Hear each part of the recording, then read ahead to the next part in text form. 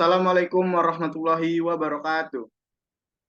Baiklah, di sini kami dari kelompok 3 ingin mempresentasikan hasil kerja dari kelompok kami yaitu tentang demokrasi.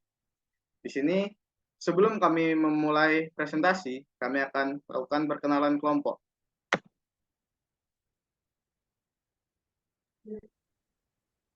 Perkenalkan, nama saya Ahmad Fajri. Lanjut. Perkenalkan, saya Dendra Dwi Kurniawan. Perkenalkan, nama saya Pandu Wiranata. Saya Bukhari Hakim Wibowo. Saya Singgi Juliawan. Saya Nanang Alfairu. Saya Jessica Permatasari. Dan saya Yolanda Ardianti.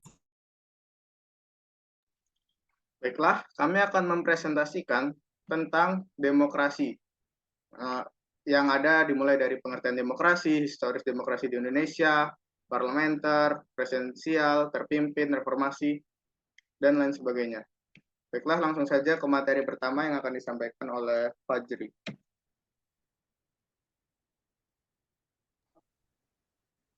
Demokrasi atau kerakyatan adalah bentuk pemerintahan yang keputusan-keputusan penting, baik secara langsung atau tidak langsung, didasarkan pada kesepakatan mayoritas yang diberikan secara bebas dari masyarakat dewasa. Demokrasi atau kerakyatan adalah bentuk pemerintahan di mana semua warga negaranya memiliki hak yang sama untuk pengambilan keputusan yang dapat mengubah hidup mereka. Demokrasi mengizinkan warga negara ikut serta baik secara langsung ataupun melalui perwakilan dalam perumusan, pengembangan, dan pembuatan hukum. Demokrasi mencakup kondisi sosial, ekonomi, adat, dan budaya yang memungkinkan adanya praktik kebebasan politik secara bebas dan setara. Baiklah, terima kasih kepada Fajri. Selanjutnya, materi selanjutnya akan disampaikan oleh Dendra Dwi Kurniawan. Oke, selanjutnya yaitu historis demokrasi di Indonesia. Mengutip dari buku Mengenal Lebih Dekat Demokrasi di Indonesia tahun 2012 yang ditulis oleh Nadrium, sejarah demokrasi di Indonesia dimulai pada awal abad ke-20. Pada fase ini, Indonesia masih mengalami penjajahan oleh Belanda, dan pemikiran demokrasi modern dari Barat sudah mulai masuk ke Indonesia. Tepatnya, anak-anak muda dan mahasiswa yang mengayap pendidikan di Eropa banyak membaca ide-ide demokrasi melalui buku serta ruang-ruang diskusi terbuka. Kemudian, mereka banyak mendapatkan inspirasi mengenai konsep negara demokrasi yang terbuka dan sangat kontradiktif dengan Indonesia. Dan selanjutnya, generasi pertama yang merasakan bagaimana indahnya demokrasi di negara-negara Eropa adalah Muhammad Hatta, yang kelak menjadi wakil presiden Indonesia. Hatta belajar di Belanda dan menyerap berbagai ide-ide demokrasi. Di generasi Hatta ini, ide-ide demokrasi meresap di benak anak muda Indonesia dan memulai gerakan-gerakan kemerdekaan. Mengalami banyak ganjaran karena transisi dari penjajahan Belanda ke penjajahan Jepang. Akhirnya kemerdekaan resmi diproklamasikan pada 17 Agustus 1945. Baiklah, terima kasih. Selanjutnya, demokrasi parlementer. Demokrasi parlementer, secara definitif, demokrasi parlementer adalah konsep pemerintahan di suatu negara yang memberikan otoritas kepada parlemen untuk mengerjakan tugas-tugas negara. Parlemen memiliki peran yang fundamental dan kuat untuk mengangkat seseorang perdana menteri, bahkan parlemen memiliki legitimasi untuk menjatuhkan pemerintahan di suatu negara. Tentu, hal ini sifatnya berbeda dengan demokrasi presidensial, yang tonggak kekuasaan tertingginya dipegang oleh presiden dan perdana menteri.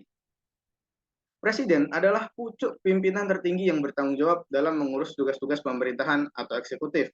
Menurut Miriam Budiarjo dalam buku yang ditulisnya berjudul Dasar-Dasar Ilmu Politik, menggambarkan jika demokrasi parlementer memiliki beberapa pola, misalnya badan eksekutif atau pemerintah dan badan legislatif atau parlemen memiliki ketergantungan antara satu dengan yang lainnya. Selanjutnya akan disampaikan oleh Pandu Wiranata. Demokrasi presidentil. Demokrasi presidensial adalah sistem pemerintahan di mana kepala pemerintahan dipegang oleh presiden dan tidak memiliki tanggung jawab terhadap parlemen atau legislatif. Sementara itu, menteri bertanggung jawab kepada presiden karena presiden memiliki kedudukan sebagai kepala negara sekaligus kepala pemerintahan. Demokrasi presidensial memiliki 3 unsur pokok, yakni presiden dipilih oleh rakyat dan bisa mengangkat para pejabat pemerintahan. Presiden memiliki masa jabatannya tetap dan tidak ada status tumpang tindih antara badan eksekutif dan badan legislatif. Baik, itulah tadi tentang demokrasi presidentil atau presidensial. Selanjutnya, demokrasi terpimpin akan dijelaskan oleh Yolanda.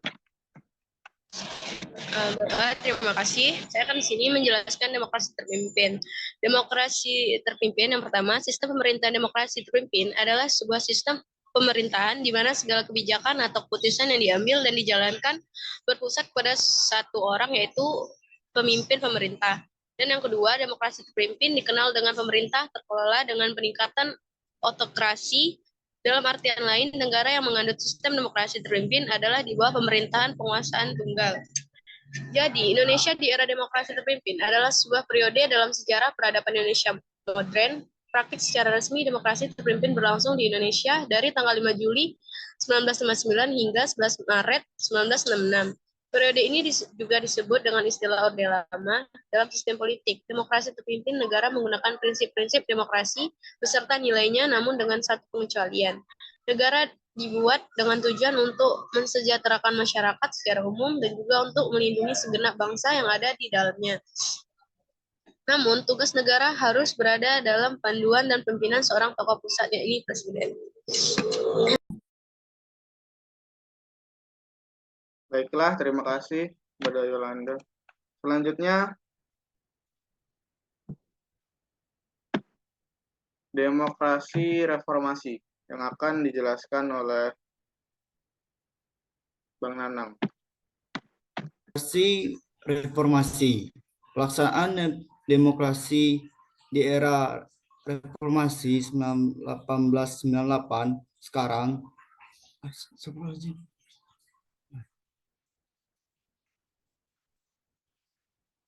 ditandai dengan lengsernya Soeharto setelah menjadi presiden selama 32 tahun. Beralihnya pemerintahan ke B.J. Habibie sebagai Presiden ketiga Republik Indonesia dinilai sebagai jalan baru demi terbukanya proses demokrasi di Indonesia. Habibie menghapus berbagai kekurangan demokrasi yang berlaku di era Soeharto. Dalam masa pemerintahan Presiden B.J. Habibie muncul beberapa indikator pelaksanaan demokrasi di Indonesia. Salah satunya, pada era reformasi diberikan ruang kebebasan pers sebagai ruang publik untuk berpartisipasi dalam kebangsaan dan kenegaraan. Di era Orde Baru, pemberendelan atau pencabutan surat izin usaha pers kerap dilakukan apabila tidak sejalan dengan pemerintah. Kemudian di era reformasi, sistem multipartai diberlakukan. Ini terlihat pada pemilihan umum 1999. Baiklah, selanjutnya akan dijelaskan oleh Jessica. Demokrasi reformasi yang ketiga. Demokrasi yang diterapkan di Indonesia pada era reformasi ini adalah demokrasi Pancasila. Yang keempat, kondisi demokrasi Indonesia periode reformasi dinilai sedang menuju sebuah kesempurnaan. Warga negara bertugas mengawal demokrasi agar dapat teraplikasikan dalam aspek kehidupan. Adapun karakteristik demokrasi pada periode reformasi. Pemilu lebih demokratis, rotasi kekuasaan dari perintah pusat hingga daerah, pola rekuman politik terbuka, dan hak-hak dasar warga negara terjamin. Baiklah, terima kasih pada Jessica. Selanjutnya, kesimpulan yang akan dibahas oleh Singgi Juliawan.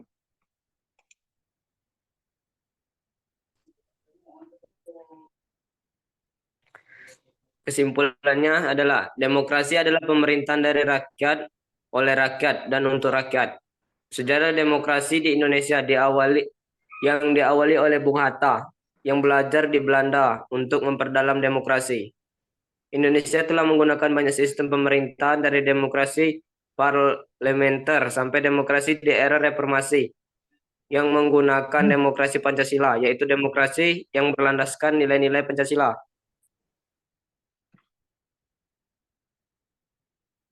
Ya, baiklah.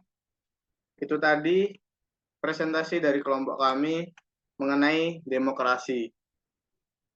Telah mengucapkan terima kasih. Terima